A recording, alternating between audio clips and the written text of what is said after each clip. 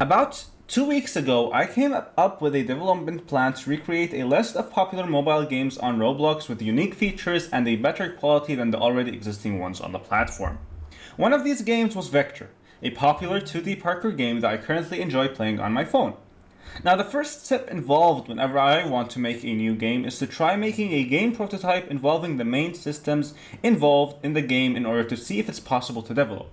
In this case, it was making a parkour system, and this step involved a lot of math. It took me around 3 days to completely finish the prototype, which gave me a green light to proceed with adding the stylized UI and unique features of the game. For those interested, the math involved bezier curves, raycasts, and vector 3 data, which I would talk about in my tutorial series linked in the description. After finishing from the math-related stuff, it was time for the grunt work of the game, making and scripting the UI. And although this is usually the step that involves the least amount of critical thinking, it is still the step that takes the most amount of time. This is because not only do you have to reference and script every single button and frame you create according to how it is used, you also have to make sure that it is aesthetically appealing to the extent that it would make the player want to press it or use it. And although I did not use any external programs like Photoshop or Adobe Illustrator to make the UI and took about 7 days to script it, not to only design everything, I think I did a decent job. Of course, since this is a similar recreation of a popular mobile game, I had to add my own spin on it to convince people to play it instead. Those features involve creating an endless mode that allows you to play in an endless map until you miss a jump and fall down to your incapacity, and adding skins that the player can purchase and wear on their character and the enforcer trying to stop them. Instead of creating the skins myself, since that would take too much time, I chose and added them from the toolbox and adjusted them to be wearable. Props to Undone Builder for his great superhero models. After that, I added the currencies and created game passes and dev products and scripted the UI that allows you to purchase them. This involved a lot of server-side scripting, which I wasn't focused on while making the UI. This took about an extra day.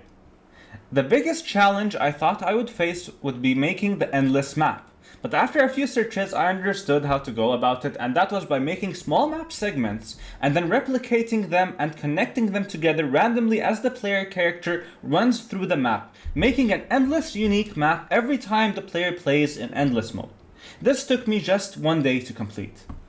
In the next 2 days, I was busy accommodating a friend that came for a visit from overseas, and although I did not have a lot of time during those 2 days of accommodation, I managed to script one of the most important parts of any game, and that was the anti-exploit system. And even though every game can still be exploited one way or another, I believe I made something that would deter exploitation.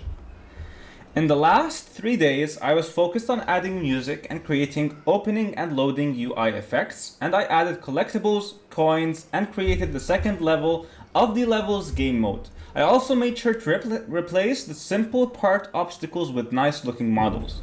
The last step was adding voice effects for when the player jumps and slides, and I decided to create them using my own voice, which was a nice addition to the game to leave my mark.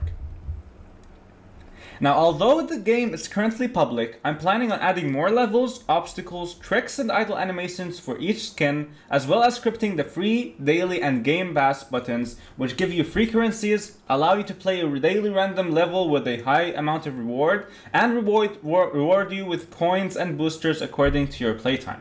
I also need to finish the boosters mechanics to be able to add them as they are not added yet. The game is linked in the description if you want to give it a try.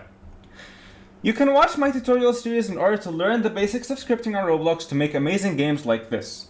If you want a separate step-by-step tutorial with freely provided assets by me to make a game of a genre you like tower defense, tycoon, or something like this, be sure to comment the genre in the comments section, and I will make one of the commented games.